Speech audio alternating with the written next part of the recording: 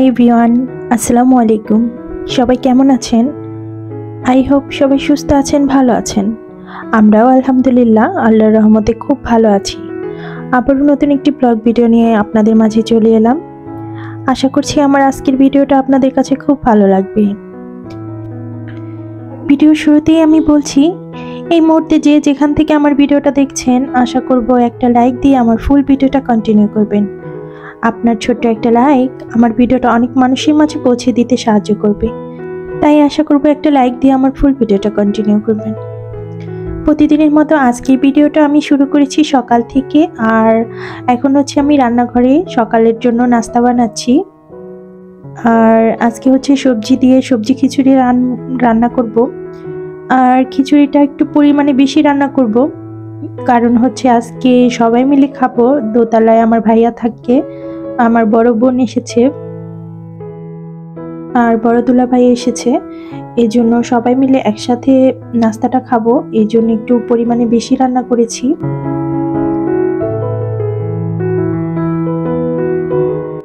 আর শীতের দিনে আমার মনে হয় গরম গরম ধোয়া ওঠা সবজি খিচুড়ি সবারই পছন্দ। তো আমি হচ্ছে এখানে খিচুড়ির লাস্টের দিকে একদম, তখন আমি আর কি একটু ঘি অ্যাড করে দিই। আমার কাছে ঘির ফ্লেভারটা ভীষণ পরিমাণ পছন্দ। তো আমার খিচুড়িটা আমি কিন্তু পোলাওর চাল দিয়ে রান্না করি না, আমি হচ্ছে বেশিরভাগই ভাতের চাল দিয়ে রান্না করি, মানে যেটা দিয়ে আমরা ভাত রান্না করি ওটা দিয়েই রান্না করি। আমার কাছে এভাবে কিন্তু ভালোই লাগে।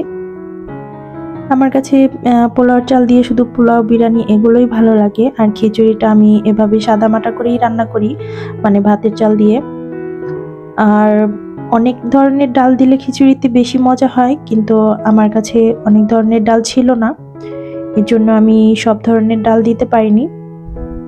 আর এখানে হচ্ছে আমি ভর্তা করে নিচ্ছি খিচুড়ির সাথে খাওয়ার জন্য। আর এই ভর্তাটা আমার কাছে ভীষণ পরিমাণ পছন্দ।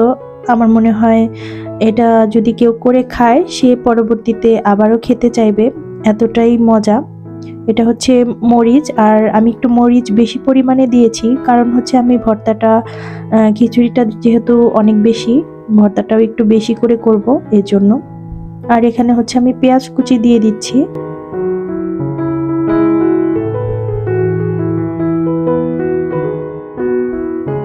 আর হচ্ছে একটু রসুন কুচি, মানে রসুনটা একটু পরিমাণে এই ভর্তাটা বেশি লাগে। আর আমার মনে হচ্ছে মরিচের তুলনায় পেঁয়াজটা একটু কম হয়ে গিয়েছে, এর জন্য আর একটু পেঁয়াজ দিয়ে দিচ্ছি। আর একটু তেল দিয়ে দিচ্ছি। আর এটাতে কিন্তু কোনো পানি দেওয়া যাবে না, এটা শুধু জাস্ট তেলে ভেজে তারপরে ব্লেন্ড করে নিতে হবে। আর যদি কেউ শিলপাটায় বাটতে চায় সেটাও বাটতে পারবে। আর এখানে আমি একটু লবণ দিয়ে দিচ্ছি। আমি আসলে এখন আর শিলপাটায় বাটাবাটির ঝামেলা করি না, যেহেতু আমার ব্লেন্ডারে আমি খুব ভালোভাবেই ভর্তা করতে পারি, এর জন্য আর শিলপাটায় কোনো কাজ করি না। এখানে হচ্ছে আমি 2 রকমের ভর্তা করেছি। ধনিয়া পাতার ভর্তা আমি অফ ক্যামেরায় করে নিয়েছি, আর হচ্ছে এই যে রসুন মরিচ পেঁয়াজের ভর্তা।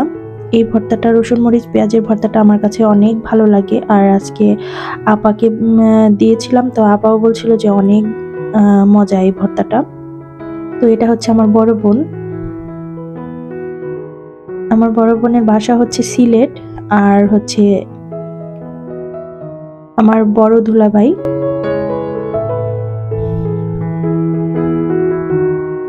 এটা হচ্ছে আমার বড় দুলাভাই, আর এটা হচ্ছে আমার ভাইয়া।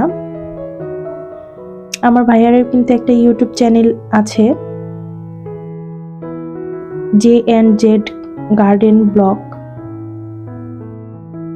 তো এখন হচ্ছে আমি খিচুড়িটা যেহেতু একটু বেশি পরিমাণে রান্না করেছিলাম, আমার বাচ্চারা আসলে খিচুড়িটা খুব পছন্দ করে, আমার কাছেও ভীষণ ভালো লাগে, আর আমার 2 বাচ্চাই খুব বেশি পছন্দ করে।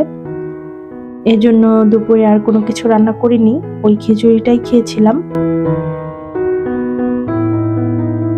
আর এখন হচ্ছে আমি সন্ধ্যাবেলা, তো এখন হচ্ছে আমি রান্না করে নিচ্ছি। আর এই রান্নাটা আমার কালকে দুপুর অবধি চলবে, যেহেতু সকালে কোনো আমরা ভাত খাই না, তো আর গ্যাসটাও ডিস্টার্ব করে, এর জন্য আমার মনে হয় যে রাতে অথবা বিকালের দিকে রান্না করলে বেশি সুবিধা হয়।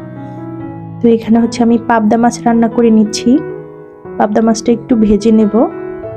আর বরাবরের মতো আমি কিন্তু পাবদা মাছ সবজি দিয়ে রান্না করি। ভুনাটাও ভালো লাগে, কিন্তু আমার মনে হয় যে সবজি দিয়ে রান্না করলে বাচ্চারা সবজিটাও খেতে পারে আর মাছটাও খাওয়া হয়।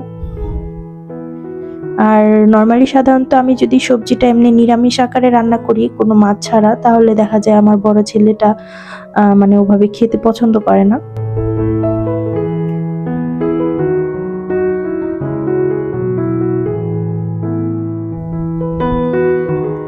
এই জন্য আমি সবসময় আর কি এভাবে মাছের সাথে সবজি দিয়ে রান্না করি। আর এখন তো শীতের দিন, সবজি কিন্তু ভালোই লাগে, সবজির দামটাও খুব কম।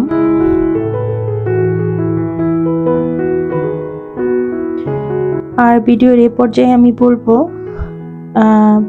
যারা ভিডিও দেখেন, আমার ভিডিও শুধু নয়, যার ভিডিও দেখেন, ফুল যদি দেখতে নাও পারেন অন্তপক্ষে অর্ধেকটা দেখবেন।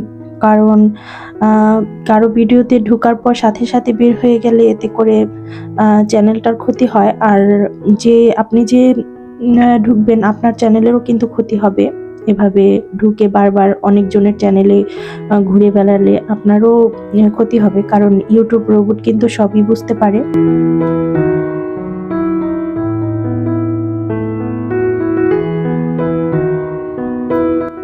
কারো ভিডিওতে ফার্স্টই যে হতে হবে, ফার্স্টে এসে ফার্স্ট কমেন্ট করতে হবে তার কোনো মানে নেই।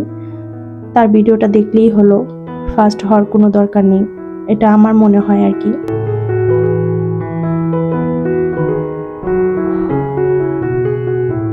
আর সাবস্ক্রাইবার যদি আপনার 1000 থাকে, 1000 জনের ভিডিও তো আর দেখা সম্ভব নয়। তো যার ভিডিওই দেখবেন অন্তপক্ষে অর্ধেকটা দেখার চেষ্টা করবেন, বাকিটা আপনাদের ইচ্ছা। কারণ সবাই এখানে তাদের মূল্যবান সময় ব্যয় করেই ভিডিও দেখে। তো বাকিটা যার যার ইচ্ছা।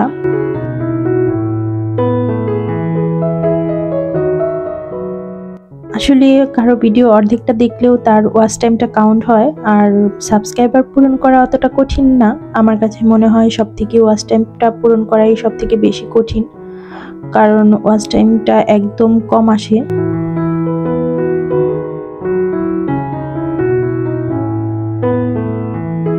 আর আমি হচ্ছে সবজিটা খুব ভালো করে কষিয়ে নিয়েছি। এরপর হচ্ছে আমি এখানে পানি দিয়ে দিয়েছি। আর আমি সবসময় তরকারিতে গরম পানিটা দেওয়ারই চেষ্টা করি, শীত আর গরম নয়, 12 মাসই। কারণ আমার কাছে মনে হয় যে রান্নাটা খুব দ্রুত হয়ে যায় গরম পানিটা দিলে। এই জন্য আমি সকালের নাস্তা খাওয়া শেষেই কিন্তু যেটুকু গ্যাস থাকে আমি কিন্তু গরম পানিটা বসিয়ে রাখি পাতিলে। কারণ দেখা যায় গরম পানিটা অনেক কাজে আসে, তরকারিতেও দেওয়া যায়, আবার বিভিন্ন কাজে লাগে, বাচ্চারা গোসল করে। এই জন্য একটু কাজটা সহজ করার জন্য সবসময় গরম পানিটা বসিয়ে রাখি। আর উপরে হচ্ছে আমি একটু টমেটো দিয়ে দিচ্ছি।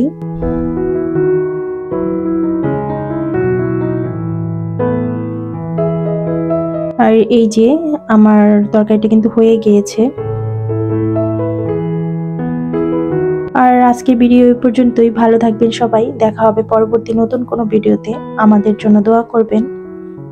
আর আপনাদের কাছে এ ধরনের লাইফস্টাইল ভিডিও যদি ভালো লেগে থাকে তাহলে আমার চ্যানেলটা সাবস্ক্রাইব করতে পারেন, আমার পাশে থাকতে পারেন। আজকের মতো এখানেই বিদায় নিচ্ছি।